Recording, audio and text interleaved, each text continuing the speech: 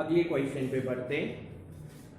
On the basis of given consumption function, on the basis of given consumption function, on the basis of given consumption function, comma, answer the following questions. On the basis of given consumption function, comma, answer the following questions. Number 1, derive the saving function. Number 2, derive the saving at the income level of 500 crores.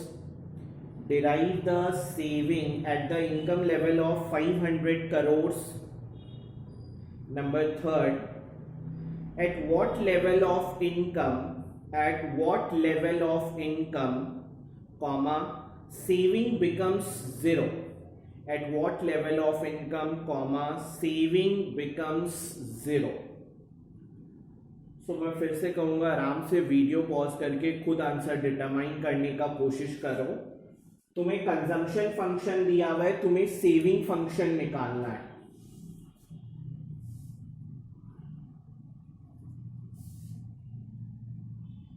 मेरे को पता है consumption function is what, C bar plus MPC times Y. तो मैं बोल सकता हूं कि as per this question C bar is 160 and MPC is 0.6। हमें पता है सेविंग क्या होता है, minus C bar plus MPS times Y. तो ये -60, ये मेरे को पता है MPC plus MPS is 1। So if this is 0.6, so MPS will be 0.4। ये मेरा सेविंग फंक्शन डिराइव हो गया, -160 प्लस 0.4 इंटू वाई।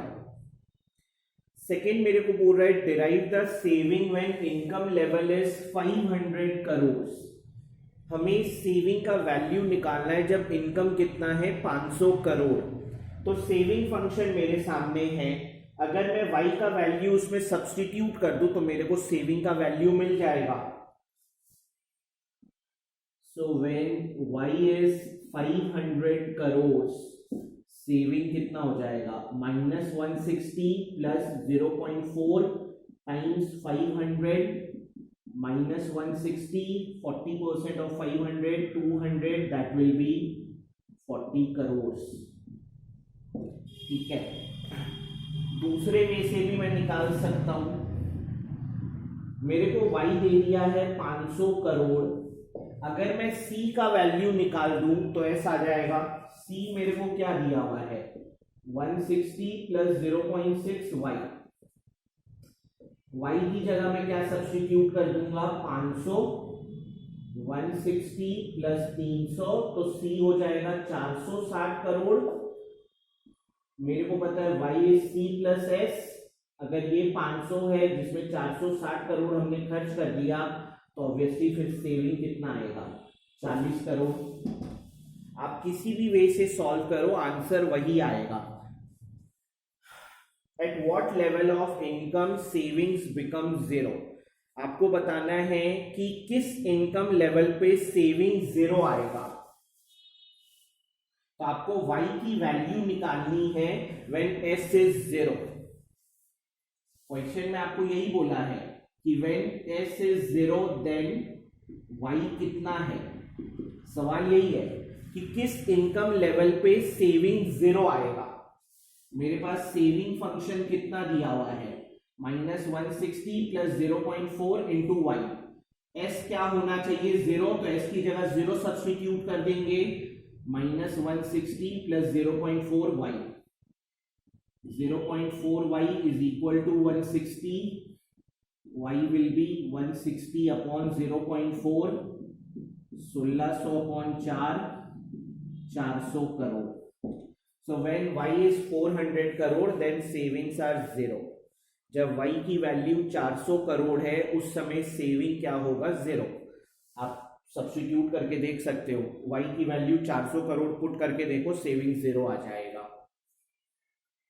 ठीक है, नेक्स्ट क्वेश्चन,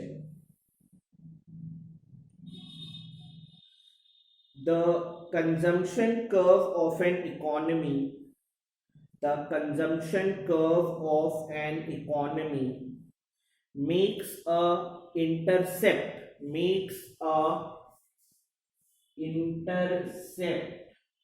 ठीक है, it's not intercept, it's intercept. The saving curve of an economy makes a intercept of 50 crores, make a intercept of 50 crores and 40% of additional income is consumed, and 40% of additional income is consumed. Derive the saving function and consumption function. Derive the saving function and consumption function. Derive the saving function and consumption function. आराम से video pause करो, try लेके देखो। Question कुछ ऐसा नहीं है जो हमने अभी तक आपको बताया नहीं है, बस आप जो पढ़े हो उसको कितना अप्लाई कर पाओगे, सब कुछ उस पर। अगर आप सिर्फ रट्टू तोता वाला ज्ञान रखते हो, मगअप करने वाला ज्ञान रखते हो, तो आपको तकलीफ होगी। एक चीज तो बहुत सिंपल दी हुई है कि 40% of additional income is saved, तो आप अपने एडिशनल इनकम का कितना आप अपने एडिशनल इनकम का कितना परसेंटेज कंज्यूम करते हो, उसको क्या बोला जाता है, एमपीसी।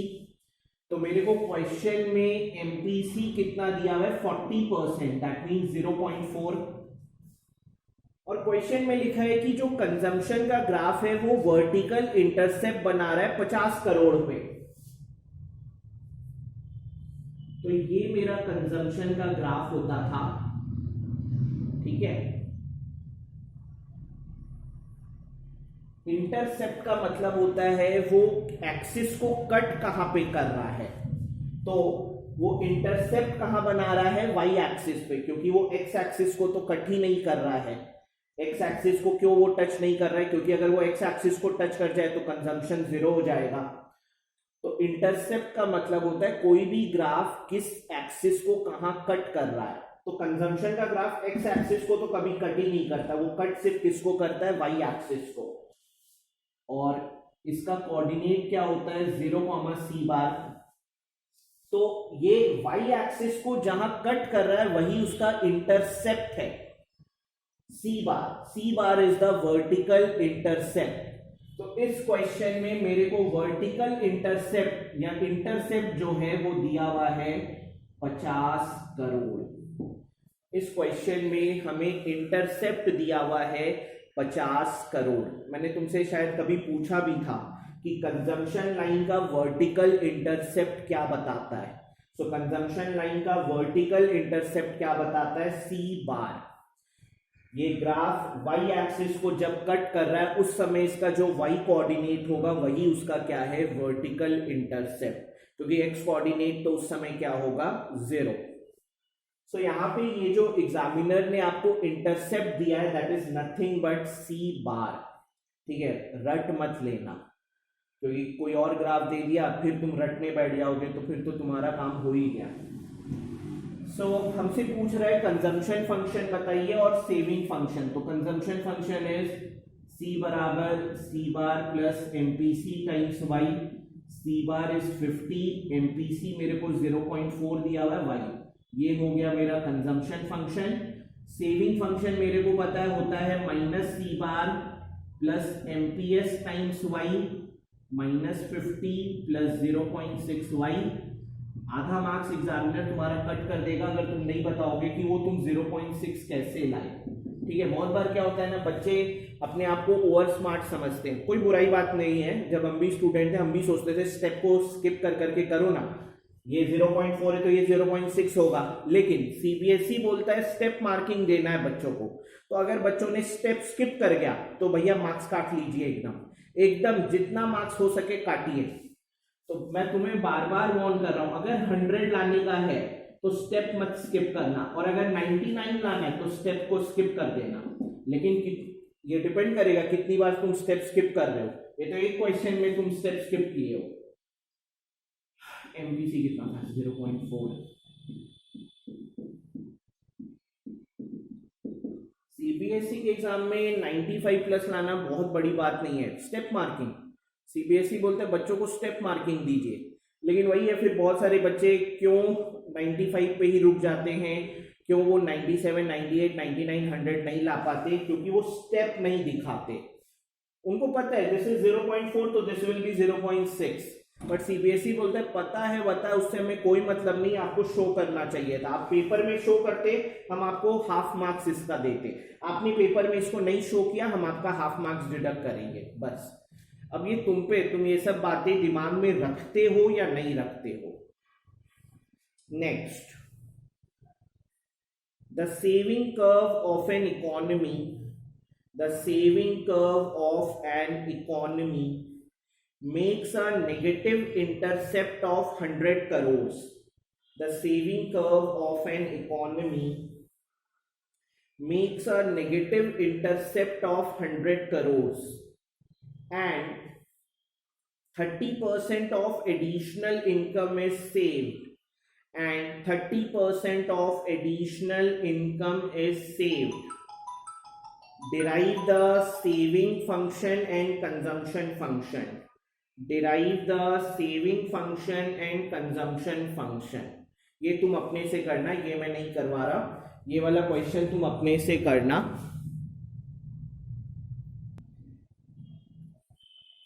अगले क्वेश्चन पे पढ़ते हैं। If MPC is 1/3 of MPS, if MPC is 1/3 of MPS and consumption at zero level of national income is 50 crores and consumption at zero level of national income is 50 crores, comma, derive the saving function and consumption function. Derive the saving function and consumption function. If MPC is 1/3 of MPS and consumption at zero level of national income is 50 crores, determine the consumption function and saving function. आराम से video pause करके बनाने की कोशिश करो। Question में given है MPC is 1/3 of MPS, इसका मतलब होता है इक्वल टू, ऑफ का मतलब होता है मल्टीप्लीकेशन। सो अगर मैं इसको इक्वेशन के फॉर्म में लिखूं तो MPC is equal to 1/3 into MPS। तो क्वेश्चन में यही दिया हुआ है, MPC इज MPS अपॉन 3। मेरे को पता है MPC प्लस MPS क्या होता है 1। MPC की जगह मैं सब्स्टिट्यूट कर दूंगा MPS upon 3 plus MPS is equal to 1, MPS plus 3 MPS, 3 उधर चला गया 3, MPS plus 3 MPS is 4 MPS 3, तो यहाँ से MPS क्या आ जाएगा 3/4, दैट विल बी 0.75। और अगर MPS 0.75 है तो मैं यहाँ से कंक्लूजन निकाल सकता हूँ कि MPC plus MPS is 1, या मैं इसको यूज कर देता हूँ। MPC was MPS अपॉन 3, तो 0.75 अपॉन 3 दैट विल बी 0.25। नहीं तो तुम MPC प्लस MPS 1 लेके भी कर सकते थे। तो मेरे पास MPC और MPS आ गया, और क्वेश्चन में दिया हुआ है consumption when income level is 0 is 50 crores। so we know that when income is 0 then consumption is equal to C bar। जब इनकम 0 होता है उस समय जो minimum level of consumption expenditure होता है वो हमारा ऑटोनॉमस लेवल था, ये हमने थ्योरी में पढ़ा है। तो as per question when y is 0, then minimum level of consumption expenditure हमें कितना दिया हुआ है 50 करोड़, यानी सी बार हमें क्वेश्चन में कितना दिया हुआ है 50 करोड़। बस अब तो कंजम्पशन फंक्शन और सेविंग फंक्शन आ जाएगा। So consumption function C is C bar plus MPC times Y, 50 plus MPC कितना था 0.25 वाई, ये हो गया मेरा कंजम्पशन फंक्शन। और सेविंग फंक्शन हमारा क्या हो जाएगा, s is equal to minus C bar plus MPS times Y, minus 50 plus 0.75 वाई, ये हो गया मेरा सेविंग फंक्शन। ठीक है, आप जो पढ़े हो आपको अप्लाई करना पड़ेगा। एग्जामिनर आपको हर चीज थाली में परोस के नहीं देने वाला कि लो बाबू this is MPC, this is MPS, this is C bar, बना डालो। Next, the consumption function for an economy is, the consumption function for an economy is, the consumption function for an economy is determine the level of income, determine the level of income when dash देके, number A APC will be 1, number A APC will be 1, number B APS will be 0। determine the level of income when dash देके, number A APC will be 1, number B APS will be 0। So ये आपका consumption function है। आपको वो income level बतानी, income level बोले तो Y, आपको वाई की वैल्यू फाइंड करनी है जब एपीसी 1 आएगा और जब एपीएस 0 आएगा। आप अपने से करना। Next, the break even level of income, the break even level of income for an economy is given to be 10,000 crores। The break even level of income for an economy is given to be 10,000 crores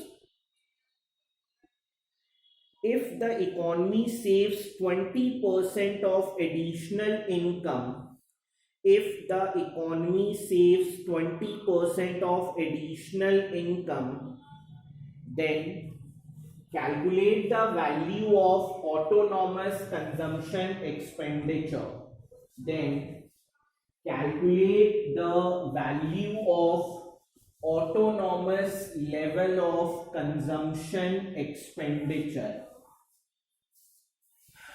calculate the autonomous level of consumption expenditure। आराम से video pause करके try लो खुद बनाने का।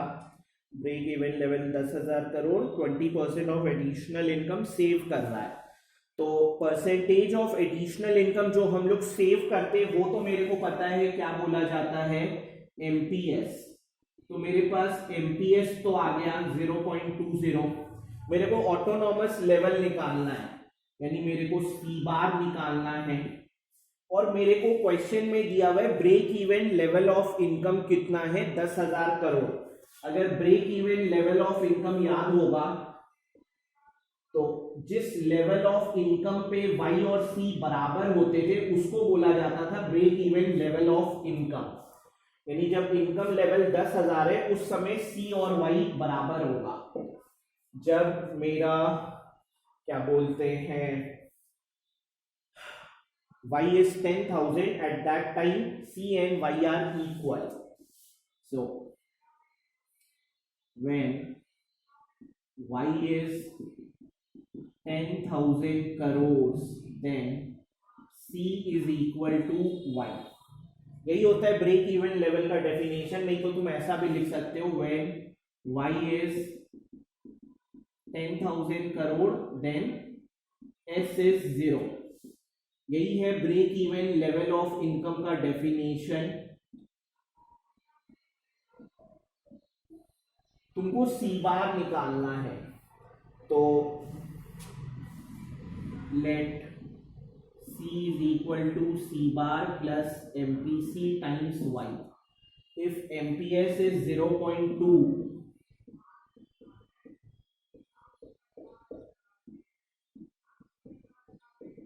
तो मैं बोल सकता हूं MPC क्या होगा 0.8. ठीक है. So break even level of income C बराबर Y. C मैंने क्या लिया है C bar plus MPC times Y, और ये Y रहा. ये दोनों इक्वल कब है? जब Y की वैल्यू कितनी होनी चाहिए? 10,000. MPC की जगह मैं क्या पुट कर दूंगा 0.8. ये हो गया 10,000, ये हो गया 10,000, है ना. ये दोनों इक्वल कब आ रहे हैं? When Y is 10,000. Break even level of income क्या बोला गया? उस इनकम लेवल को जिस समय C और Y इक्वल है. तो C and Y are equal when value of Y is 10,000. MPC मेरा 0.8 आ गया. C बार निकल जाएगा. Equation in one variable.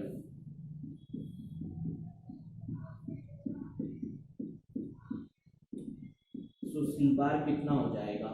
2000. Unit क्या चल रहा था? Crore. So autonomous level of consumption expenditure कितना आएगा? 2000 करोड़. तुम इसको ऐसे भी बना सकते थे. Break even level of income कब आता है? जब S क्या होता है? 0. ठीक है. सेविंग फंक्शन में क्या ले सकता हूं? Minus C bar plus MPS times Y. तो minus C bar plus MPS times Y equal to 0. Break even level of income कब आ रहा है? जब Y 10,000 है. तो माइनस C बार MPS मेरा कितना था? 0.2. ये 10,000, ये 0. माइनस C बार को उधर ले जाता हूं तो 0.2 into 10,000 is C bar. C bar 0.2 into 10,000 is 2000 crore. आप जैसे भी बनाओ आंसर आएगा. ठीक है. लेकिन मैं फिर कह रहा हूं, अगर आप जो चीज पढ़ते हो उसको अप्लाई नहीं कर पा रहे हो, या देखो स्टार्ट में तो डिफिकल्ट होगा. आप ये मत सोचो कि पहले दिन से ही आप करने लग जाओगे. लेकिन बार बार करने के बाद आपको आदत होनी चाहिए. टीचर सिर्फ कॉन्सेप्ट दे सकते हैं, क्वेश्चंस करा सकते हैं. ठीक है. लेकिन बाकी काम आपको करना पड़ेगा. Next, given below is the consumption function of an economy.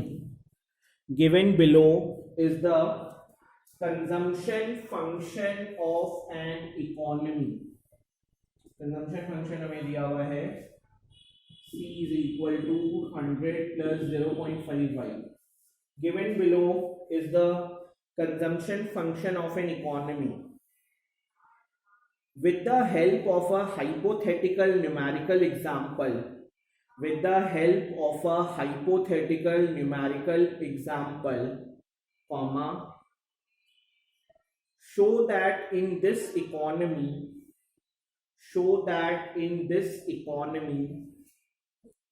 comma, as income increases, comma, APC will decrease.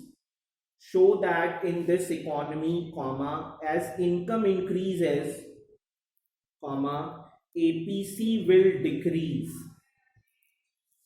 आपको कंजम्पशन फंक्शन दे दिया है क्वेश्चन में. आपको बोल रहा है आप अपने से एक हाइपोथेटिकल न्यूमेरिकल एग्जांपल लीजिए और ये प्रूफ करके दिखाइए कि जैसे जैसे इनकम बढ़ेगा तो एपीसी घटेगा. ठीक है. अब वो टेबल कॉपी पेस्ट मत मार देना जो हमने थ्योरी में किया था. आपको क्वेश्चन के अकॉर्डिंग करना है. ठीक है. मैंने टेस्ट में बहुत लोगों को देखा है वो वही टेबल और शेड्यूल कॉपी पेस्ट मार देते जो मैंने थ्योरी में करवाया था. तो फिर ये एग्जामिनर क्या गधा है जो तुमको ये कंजम्पशन फंक्शन दिया है. आपको ये कंजम्पशन फंक्शन लेके बताना है. अरे ये सब बड़े बच्चों वाले सवाल है. लेकिन वही होता है, कुछ बच्चे देखते ही एकदम घबरा जाते हैं. अरे जा, ये तो हम घर से करके ही नहीं गए, अरे कैसे होगा. तो वैसे करने से नहीं हो पाएगा. ठीक है. आपको खुद बोला गया है कि आप खुद से एक न्यूमेरिकल एग्जांपल लीजिए। कंजम्पशन फंक्शन यही रहेगा, ठीक, फंक्शन मत बदल देना, कंजम्पशन फंक्शन यही रहेगा।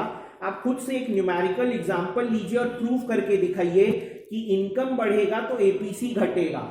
तो मैं ले लेता हूं अपने से एग्जांपल, इनकम की वैल्यू में ले लेता हूं, मान लो 10,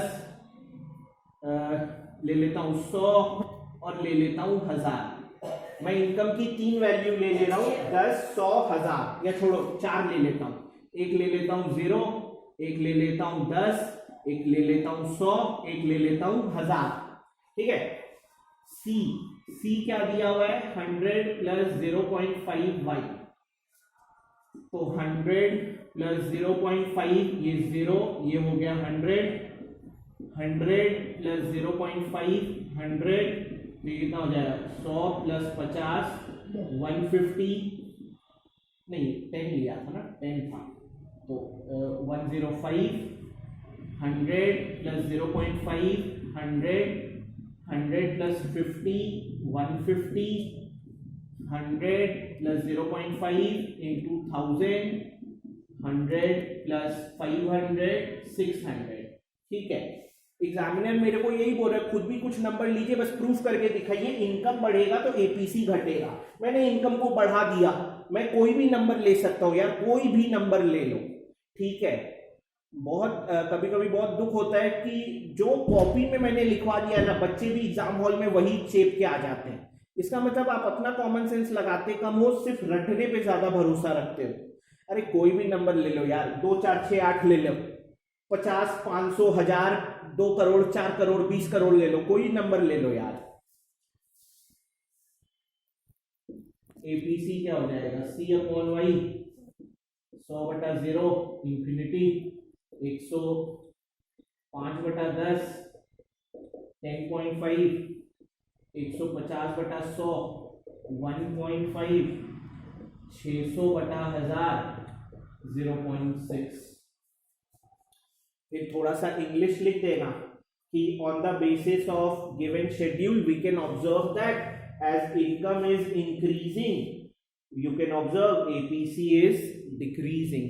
देख लो, जैसे जैसे इनकम बढ़ रहा है, 0 से 10 हुआ, 10 का 100 हुआ, 100 का 1000 हुआ, एपीसी का वैल्यू इनफाइनाइट से घट के 10.5 हुआ, फिर वहां से घट के 1.5 हुआ, फिर घटते घटते 0.6 हुआ। प्रूफ हो गया, 3 out of 3। Next, if the consumption function of a hypothetical economy is given as, if the consumption function of a hypothetical economy is given as, then number A, what will be the value of MPC and MPS? Number A, what will be the value of MPC and MPS? Number B, write the corresponding saving function. Write the corresponding saving function. ठीक है, ये तुम अपने से करना। आज के class के लिए इतने न्यूमेरिकल्स काफी हैं, बाकी न्यूमेरिकल्स फिर अपने नेक्स्ट वीडियो में कंटिन्यू करेंगे, ठीक है। लेकिन मैं फिर कह रहा हूं, न्यूमेरिकल्स हर साल नए बनाए जाते हैं, कॉन्सेप्ट्स वही रहेंगे, कॉन्सेप्ट नए नहीं होंगे, कॉन्सेप्ट वही रहेंगे। बस अब आप उन न्यूमेरिकल्स को बनाने के लिए जो कॉमन सेंस लगाना है, आप जो पढ़े हो आप उसको अप्लाई कर पाते हो या नहीं, सब खेल उसी का है। जो बच्चा अप्लाई कर गया आराम से उस फुल आउट ऑफ फुल, और जो बच्चा घबरा गया, अरे ये तो हम तो किए ही नहीं, अरे ये कैसे होगा, थोड़ा सा तो दिमाग चलाओ, ठीक है। फिर नेक्स्ट क्लास में कंटिन्यू करते हैं। चलो, हैव अ नाइस डे।